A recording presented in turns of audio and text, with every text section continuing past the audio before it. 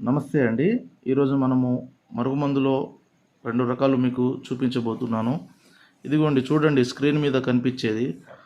మరుగుమందులో 2 రకాలండి. ఒకటి పౌడర్ అండి. అనేది తినే దాంట్లో పెట్టేది. చికెన్‌లో గానీ, మటన్‌లో గానీ, కూల్ డ్రింక్స్‌లో గానీ, కాఫీలో గానీ, ఆమ్లెట్‌లో గానీ, స్వీట్‌లలో గానీ దేంట్లో అయినా కలిపి పెట్టొచ్చు.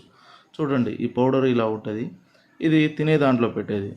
ఇంకొకటి లిక్విడ్ అండి. ఇదిగో చూడండి ఈ ఆయిలు బట్టలకు కానీ, చెప్పులకు కానీ, తలకు కానీ, శరీర భాగాన ఎక్కడైనా పూయవచ్చు. చూడండి నేను అలా అంటించినట్టు వాళ్ళ బట్టలకు కానీ, చెప్పులకు కానీ, శరీర భాగాన, తలకు ఎక్కడైనా పూస్తే వాళ్ళు కేవలం 3-5 రోజుల లోపల మన మాట వినడం జరుగుతుంది.